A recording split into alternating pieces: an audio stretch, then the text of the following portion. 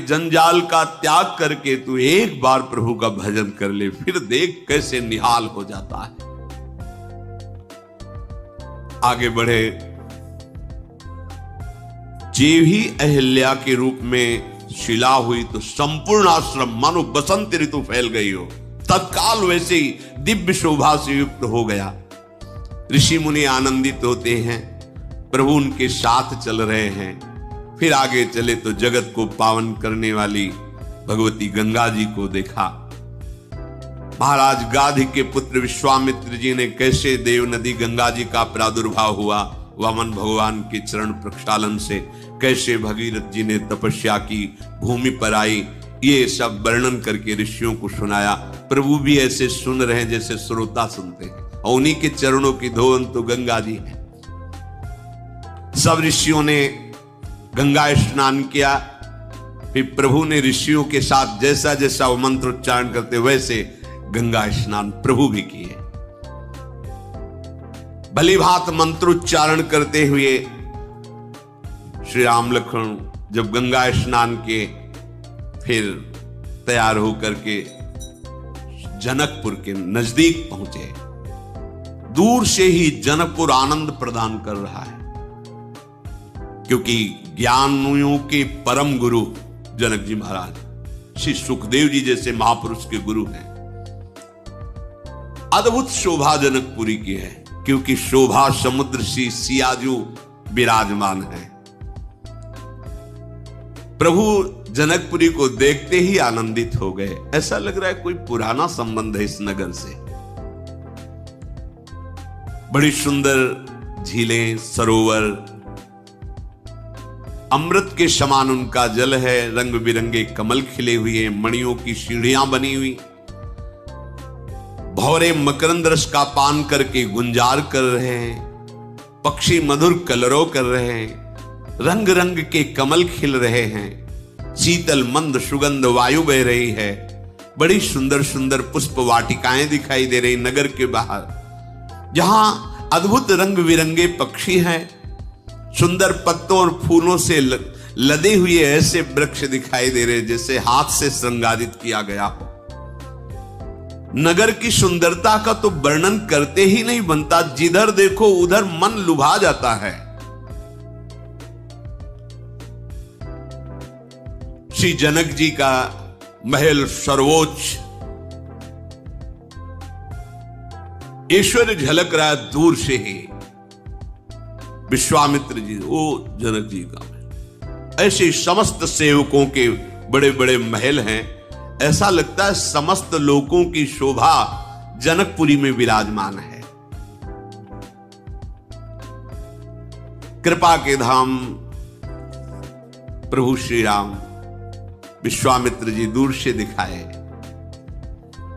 एक सुंदर नगर के समीप ही बड़ा सुहावना सरोवर और बगीचा। विश्वामित्र जी ने कहा, हमें लगता है यहीं विश्राम करना चाहिए। प्रभु ने कहा, प्रभु जैसी आपकी आज्ञा। इतने में जनक जी को सूचना दी गई कि महामुनि परम ज्ञानी महान तपस्वी विश्वामित्र जी ऋषियों के साथ जनकपुर के नजदीक बगीचे पर विश्राम कर रहे हैं।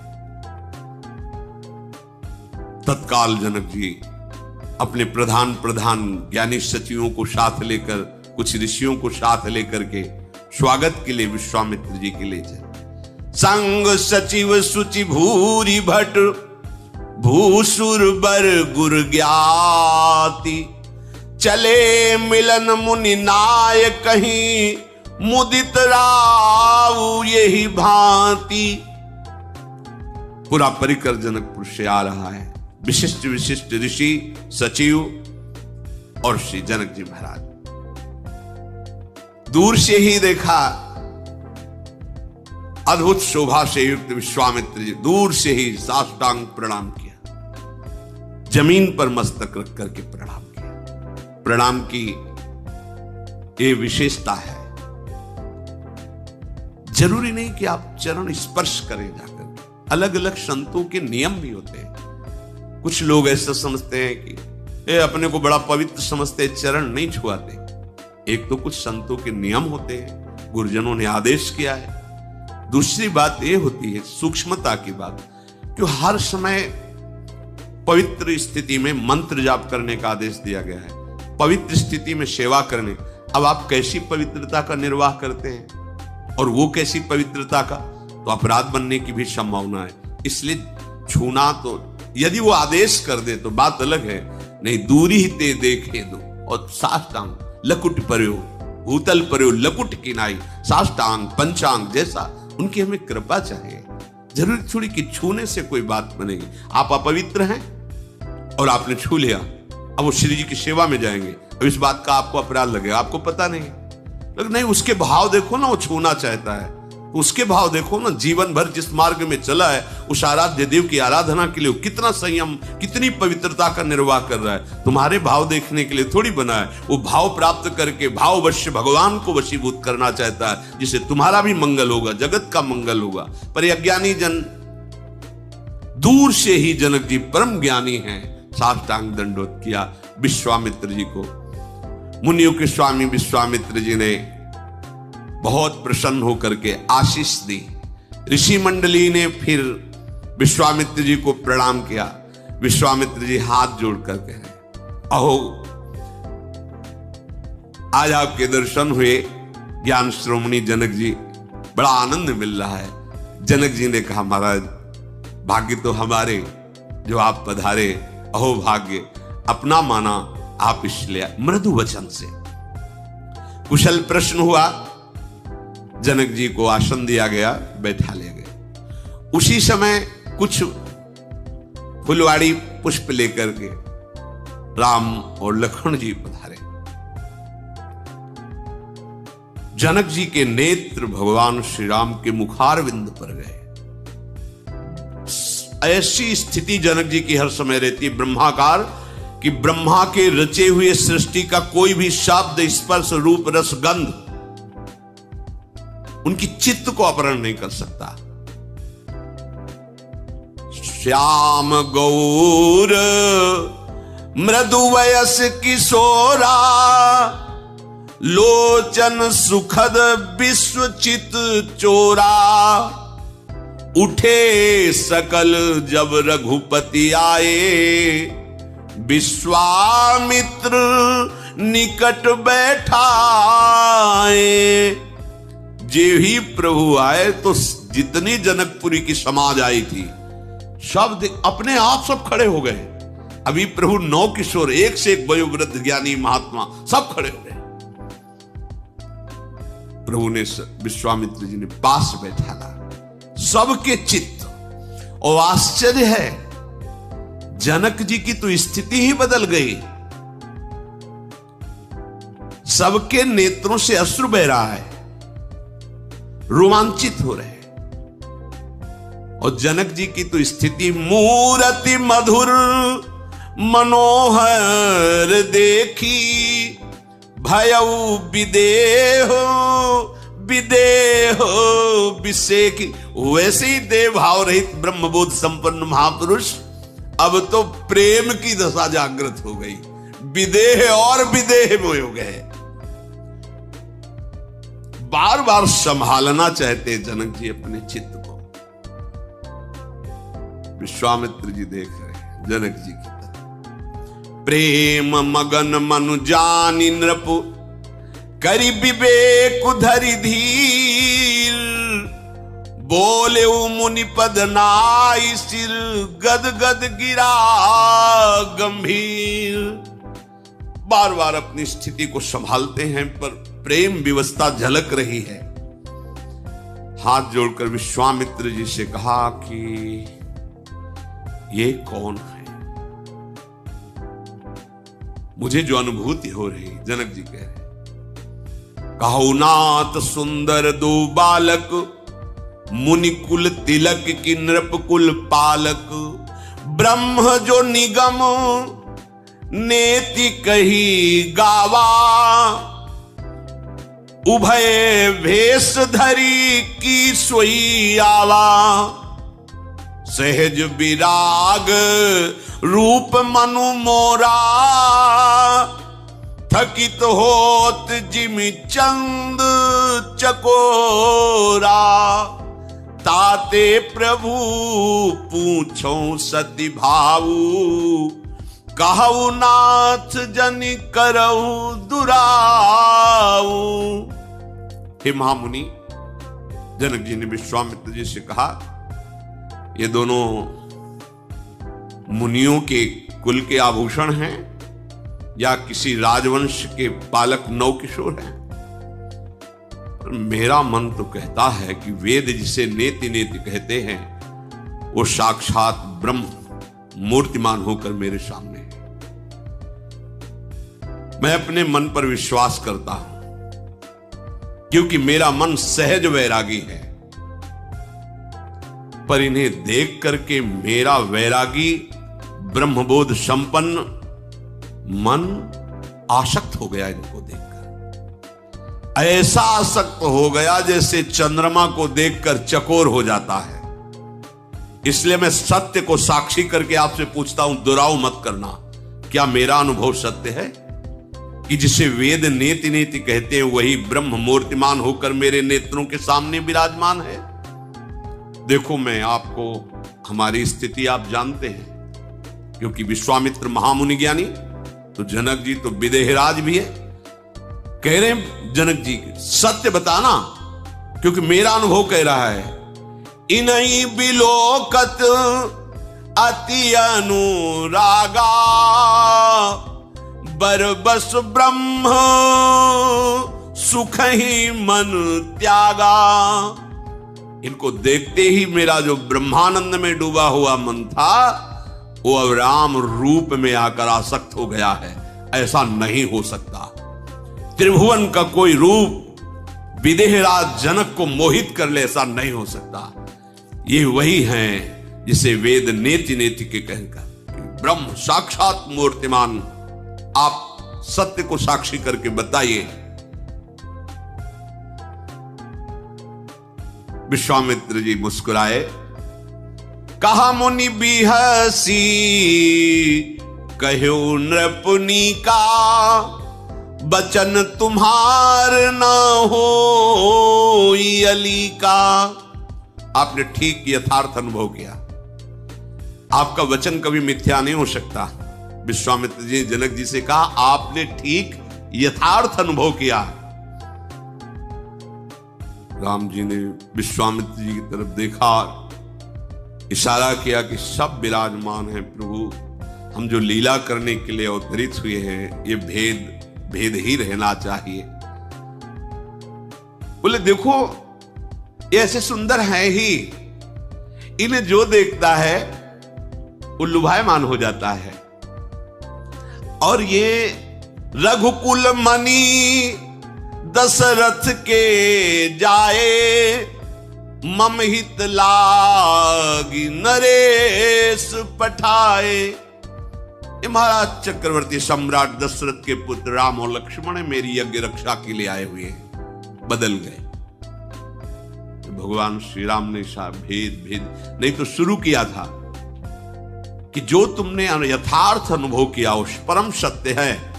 प्रभु ने इशारा किया, प्रभु हाँ महाराज चक्रवर्ती सम्राट दशरथ के पुत्र राम लक्ष्मण मेरी यज्ञ ये ऐसे हैं ही सुंदर कि सबको अच्छा लगता। बिल्कुल बात छुपा ली। इनका शील, इनका सौंदर्य ऐसा है, सबके चित्त को चुरा लेते। ये महाबलशाली है, इन्हें कोई जीत नहीं सकता। ये मेरी यज्ञ रक्षा के हेतु आए हैं। राजा ने कहा, जनक जी ने, मैं समझ गया। अब मैं कह सकता हूं कि आपके चरण दर्शन से मेरा अहोभाग्य हुआ। ज्ञानियों की बात ज्ञानी ही समझते हैं। आपके चरण दर्शन और हाथ जोड़े विश्वामित्र जी की तरफ, मेरा अहोभाग्य हुआ और आपके कारण मुझे ये राजकुमार गौर श्याम का जो सौंदर्य है वो देखने बिल्कुल शायद कोई भी न जान पावे जो अन्य ऋषि जन आए हुए हैं कि कौन है। बड़ी परस्पर प्रीति प्रकट की विश्वामित्र जी और जनक जी महाराज ने। आनंदित होकर कहा, नाथ आज आपने हमें कृतार्थ कर दिया। बात करते हैं विश्वामित्र जी से, बार बार राम जी की तरफ उनकी शोभा को देख रहे, दृष्टि हटाना चाहते पर वो चित्त चोर ऐसे हैं कि बार बार दृष्टि जाती, पुलकित हो जाते, फिर हृदय को संभालते हैं और कहा अच्छा महाराज आदेश कीजिए, और भी सेवाएं है, क्योंकि धनुष यज्ञ बहुत से ऋषि मुनि राजा पदार्थ, हृदय को जो प्रेम से भर रहा था छुपा करके वहां से प्रणाम करके विश्वामित्र जी, पूरे मार्ग में केवल राम रूप छा रहा, ये है परम ज्ञानियों को भी आकर्षित करके बलात् मुनिमन मोहन विश्वमन मोहन अपने आए। इसीलिए ब्रह्मानंद भी फीका लगने लगता है जब इनकी रूप माधुरी प्रकाशित होती है। अब जो भी जनकपुर में आ रहा सबका स्वागत कर रहे हैं जनक जी, पर उनके हृदय देश में और मानस पटल पर प्रभु का रूप आसक्त कर लिया, अनुराग युक्त कर लिया। इधर प्रभु लक्ष्मण जी की तरफ देखा, विश्वामित्र जी का भगवान संकोचवश लखनलाल कुछ कह नहीं पा रहे, हम कह दे? हाँ हाँ बोलो।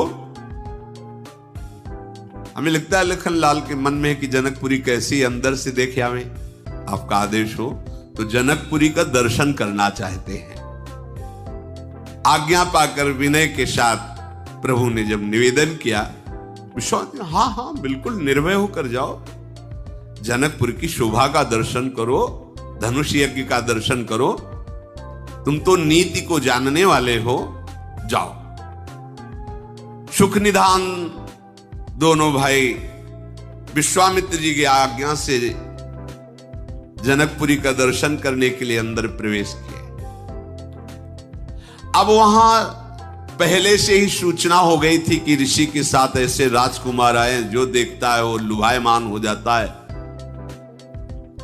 पीत रंग के वस्त्र धारण किए और कमर में पीले दुपट्टे बंधे हुए, पीठ पर तरकश, हाथ में धनुष बाण, गौर श्याम जोरी गजराज की तरह जनकपुरी में प्रवेश कर रहे हैं। शोर मच गया। वो राजकुमार जो विश्वामित्र जी के साथ आए वो जनकपुरी में प्रवेश कर रहे हैं। जो नर नारी जैसे भाग पड़ते हैं, प्रभु की शोभा देख रहे हैं। नक्श शिख से ऐसा सौंदर्य बरस रहा है गौर वर्ण लखनलाल। ये गौर श्याम जोरी रहती ही है कहीं किसी भी अवतार में। श्याम वर्ण श्री राम जी, पूरा नगर टूट रहा है। जब जनक जी को पता चला तो कुछ निजी अंगसेवियों को भेजा उनकी रक्षा, भीड़ को हटाने के लिए। सब ऐसे भाग रहे जैसे किसी दरिद्री को महाधन मिल रहा हो, ऐसा ही है। स्वभाव से ही सुंदर महामत्त गजराज की भात जनकपुरी में प्रभु विचरण कर रहे हैं। जो देखता है वो ऐसा अनुभव करता है कि नेत्र धारण करना आज हमारा सफल हो गया, नेत्रों का फल। जो घर में स्त्रियां वो दौड़ नहीं पाई, अब वो कोई झरोखों से लगती है, वो आ रहे, अरे सखी मैं भर नेत्र कैसे देखूं, दौड़ करके ऊपर चढ़ जाती छत में। अब प्रभु तो नीचे देखते चल रहे, वहां पहले से कोई फूलों का व्यवस्था थोड़ी करके, तो चोटियों में फूल गिरते थे, फूल को लिया ऐसे छोड़ती है, प्रभु ऐसे देखते निहाल हो जाती है दौड़ दौड़ करके। और सब आपस में बात करते हैं कि त्रिभुवन में जितने सुंदर है ना, सबकी सुंदरता सुनी है पर इनकी सुंदरता देखी है। सुनने के अनुसार मैं कह सकती हूं कि इनसे सुंदर कोई त्रिभुवन में नहीं। करोड़ों कामदेव की छवि को उन्होंने जीत लिया। कोई देवता, मनुष्य, असुर, नाग, मुनि, कोई ऐसा सुंदर नहीं जैसे सुंदर है। सुना है भगवान विष्णु बहुत सुंदर है और उनके 4 भुजाएं हैं, लेकिन ये दुभुज कितने सुंदर लग रहे हैं। ब्रह्मा जी भी बहुत सुंदर है और उनके 4 मुख हैं, थोड़ा तो। सुना है भगवान शिव जी कर्पूर गौरम, पर जटाओं का बोझा, चिता की भस्म, बासुकी नाग, मुंडों की माला। सुंदर तो है ही, पर अब सखियां बात कर रही। और भी बहुत से सुंदर देवताओं को देखा है, पर सखी इस सांवरे और गोरे किशोर को देखने के बाद मेरा मन कहता है कि त्रिभुवन में कोई इनके जैसा सुंदर नहीं। एक सखी ने कहा कि सयानी तू बात सही कह रही है, ये राजहंसों का जैसा जोड़ा विश्वामित्र जी की यज्ञ रक्षा के लिए आया है, ये तो महाराज दशरथ जी के पावन कुल को प्रकाशित कर रहे हैं। सखी मुझे एक बड़ा भय हो रहा है, ये महाराज जनक ने क्यों प्रण रख लिया कि जो धनुष तोड़ेगा सिया जी का वध करेगा। छोड़ देना चाहिए प्रण, और इन किशोर उसके साथ, सिया जी की जोड़ी तो इन्हीं के साथ। महाराज जनक ने ये जो प्रण किया ठीक नहीं किया। दूसरी ने कहा सखी तुम कमजोर मत समझो, सुना है कि सुबाहु को भस्म कर दिया, एक बाण से मारीच को 100 योजन 400 कोस दूर फेंक दिया, तो तुम इनको केवल कुमार ही मत समझो। अगर प्रण किया है महाराज ने तो ये उसको धनुष का भी भंग करेंगे, आप चिंता क्यों करती हो। सखी तुम कहती तो जरूर हो, पर इनकी भुजाएं देखकर नहीं लगता ऐसा कि ये इतने बलशाली हैं। कोमल भुजाएं। अगर सिया जी के साथ इनका विवाह नहीं हुआ तो सखी हम बड़ी अभागी हैं। तो सखी तू ऐसा क्यों कहती, क्योंकि अगर सिया जी से विवाह हो गया तो बार बार आएंगे ना यहाँ, तो हमें देखने को मिलेगा ना इन्हें, और हम लोग भी कभी जा सकते हैं, क्योंकि सिया जी के दर्शन के बहाने अवधपुरी भी जा सकते, हमारा संबंध हो जाएगा ना। अगर मैंने पूर्व जन्म में या इस जन्म में कोई पुण्य किया है, हे दयु हे विधाता मेरी बात सुनो, राम जी का विवाह सिया जी से हो जाए। ऐसे नगरवासी आपस में। सयानी सखी कहती बड़ा असमंजस है, जनक जी ये बात नहीं मानेंगे, बिना धनुष तोड़े विवाह नहीं होगा। अरे सखी तू भूल क्यों कर रही है, अभी अभी सुना है कि एक पाहन को चरण से स्पर्श किया तो अहिल्या के रूप में प्रकट हो गई। इन बड़े सामर्थ्यशाली हैं, ये भगवान शिव के धनुष को भंग ऐसे कर देंगे, तुम चिंता क्यों करती हो। नहीं सखी, हमारी जो सखी सिया जो है ना, इतनी सुंदर है तो उनको दूल्हा भी इतना सुंदर मिलना चाहिए। बस हम तो इस बात से घबरा रही है। स्त्री आपस में ऐसी बात कर रही, भगवान आगे बढ़े। कुछ जनकपुरी के नवकिशोर बालक दौड़ दौड़ करके आते हैं और प्रभु को छूने के आपस में देख, ये बहुत सुखद है, बहुत सुखद, ऐसे दौड़ दौड़ के, और कहते हम आपको दिखाने चले, धनुष जा रखा है, यज्ञशाला बनी। प्रभु कहते हाँ हाँ, आप तो ऐसे दसियों नवकिशोर बालक दौड़ दौड़, देखो प्रभु यहां ऐसा, प्रभु ऐसे, प्रभु देख रहे, बड़ाई कर रहे हैं। सब शिशु यही मिशी प्रेम बस परस मनोहर गात, देखो देखो ऐसे छूते आनंद मगन। ये सब महान भजनानंदी है जो शिशु रूप में है, भगवान का स्पर्श प्राप्त कर रहे हैं। तन पुल कही अति हरस ही देख देख दो हाथ। और प्रभु बालकों को भी ऐसे, हाँ अच्छा आप क्या दिखाना चाहते, हम चलो वो दिखा रहे, और ये दिखा, ऐसे सब दौड़ दौड़ के प्रभु को अपनी अपनी तरफ बुला रहे, और प्रभु जो बुला रहे उसके साथ चले। हाँ बहुत सुंदर, जनकपुरी की शोभा का तो क्या कहना। अरे जिनके पलक झपकते अनंत ब्रह्मांड रच जाते हैं, उन प्रभु के लिए कोई शोभा देखने वाली है क्या। पर प्रभु उन बालकों की प्रशंसा करते हैं, आश्चर्यचकित होकर जो मंच बना है उसको देख रहे हैं, जहां पर धनुष विराजमान है। प्रेम विनय भगवान की दृष्टि में और चेष्टा में, जो भी बड़ा बुजुर्ग जैसे प्रेम से भगवान सबसे मिलते हुए जा रहे हैं। संध्या का समय, तत्काल प्रभु वापस हुए, स्नान आदि करके संध्या वंदन किया, और जब विश्वामित्र जी शयन करने लगे तो राम लक्ष्मण जी अपने गुरु के चरण दबा रहे हैं। मुनिवर शयन की न तब जाई, लगे चरण चापन दो भाई। गुरुदेव शयन कर रहे हैं, विश्वामित्र जी के चरण चाप रहे हैं।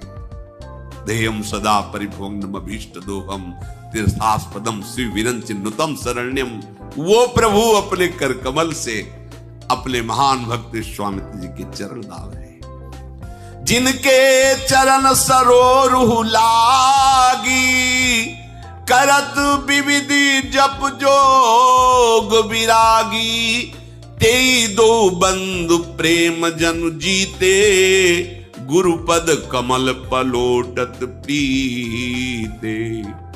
अरे जिनके चरणों के दर्शन के लिए वैराग्य धारण करके महान तपस्या और भजन के द्वारा जिनकी आराधना करते हैं, वही मूर्तिमान प्रभु प्रेम पूर्वक अपने गुरु जी के चरण दबा रहे हैं। फिर गुरुदेव ने आज्ञा करी, जाओ शयन करो।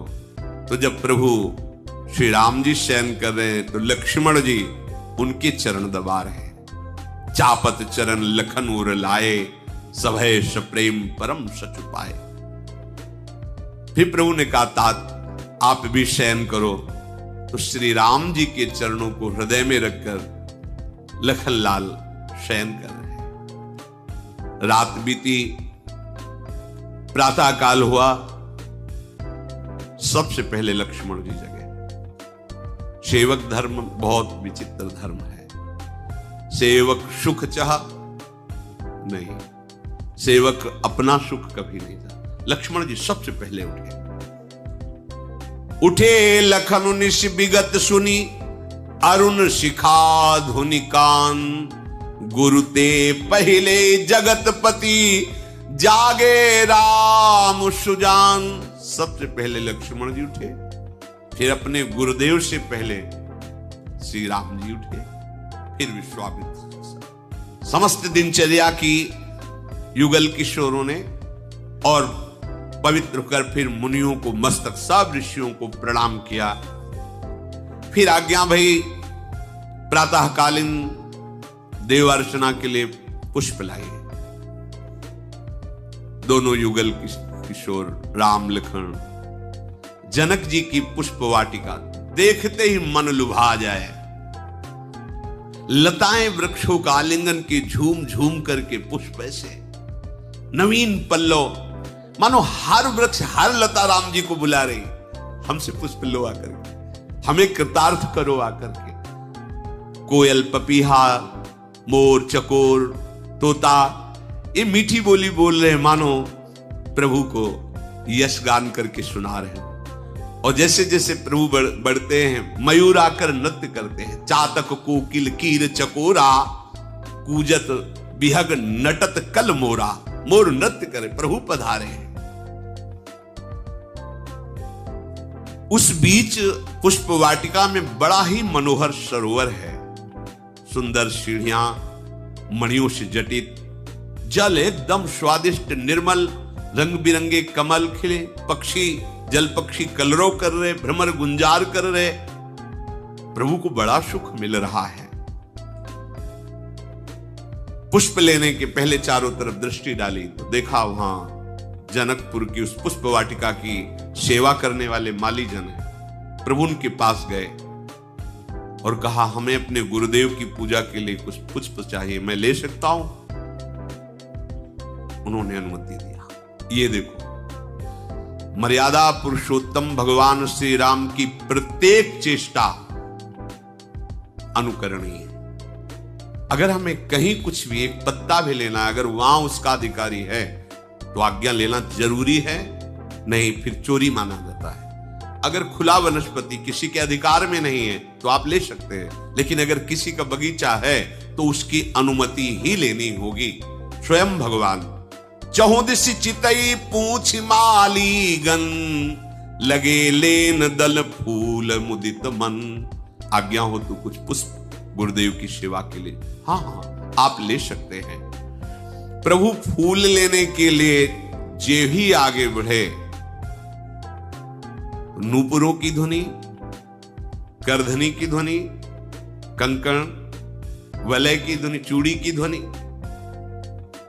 और ऐसा लगा कि मानो मदन ने दुंदुभी बजाई हो विजय प्राप्त करने के लिए भगवान से।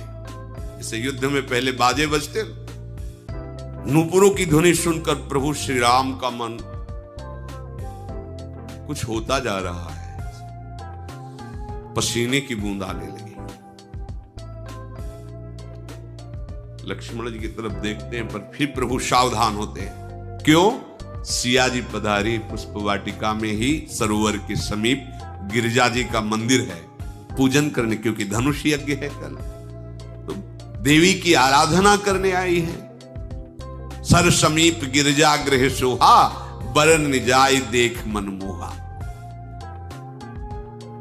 सब सखियों ने पर्दा किया, सिया जी ने सरोवर पर स्नान किया और गिरिजा जी के पूजन के लिए, उधर एक सखी पूजन के लिए पुष्प लेने गई थी। उसने जो ही देखा प्रभु श्री राम लक्ष्मण को, विकल हो गई, ऐसा रूप प्रभु का। अब वो बार बार कैसे चलूं, कैसे नेत्र हटाऊं इनसे, पर पूजन के लिए सिया जी को पुष्प पहुंचाना है। बहुत हिम्मत करके, आंसू बह रहे, रोमांच है, शिथिल एकदम, कहां कदम पड़ रहा है, कोई सुधी नहीं। सिया जी ने दृष्टि डाली उस सखी के ऊपर, कहा सखी ये क्या? तासु दशा देखी सखिन पुलक गात जलु नैन, कहु कारण निज हरस कर पूछहि सब मृदु बैन।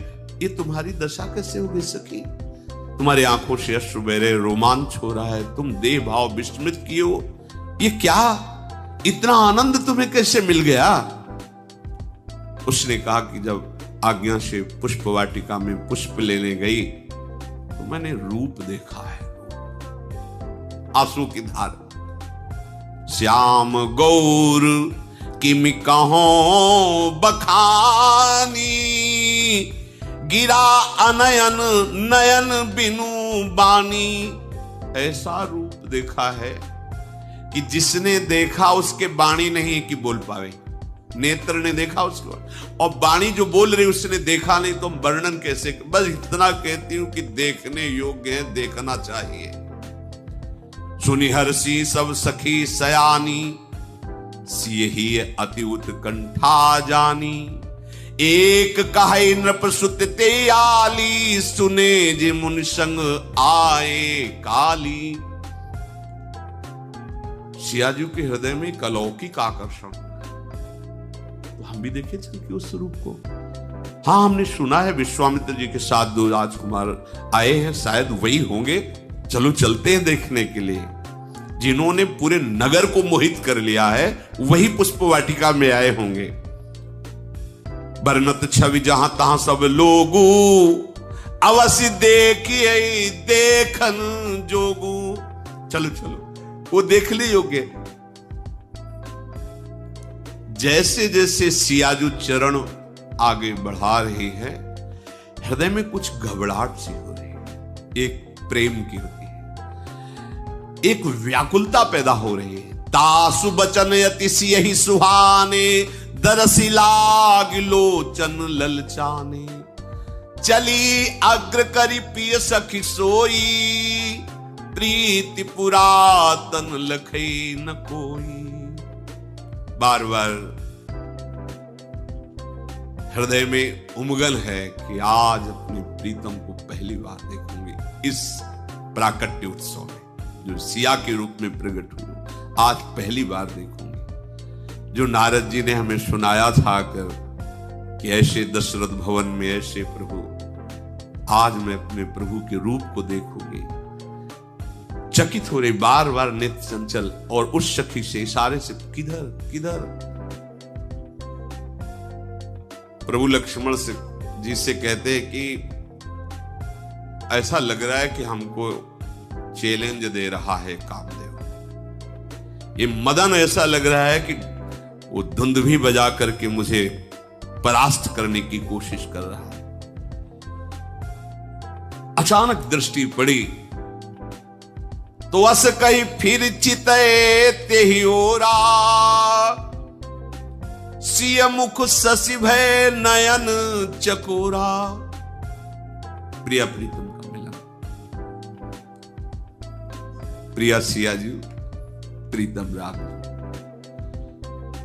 वो भी देख रहे किधर किधर। अचानक दृष्टि राम जी और सीता, भय विलोचन चारु अचंचल, मनो सकुच निमित जे दिगंचल। अंचल, चलना बंद हो गया नेत्र, एकटक रूप माधुरी का युगल पान कर रहे। सीता जी के रूप को देख करके प्रभु की जो हृदय में प्रेम, महान प्रेम समुद्र प्रभु है, बस ऐसे लंबी सांस खींचते हैं, शांत हो जाते हैं, कोई वचन नहीं निकल रहा। फिर लक्ष्मण जी से कहते, लक्ष्मण ऐसा लगता है कि सुंदरता जिनके अंश से सुंदर होती है, वो सुंदर साक्षात मूर्तिमान होकर हमारे सामने है। मैं किससे इनकी उपमा दूं? सब उपमाएं फीकी लगती है। प्रभु सियाजू के मुख शब्द, सियाजू प्रभु के मुख शब्द और अपने शब्द, दोनों की जय जयकार। देखते रहो कल प्यारी। श्री राधा वल्लभ लाल।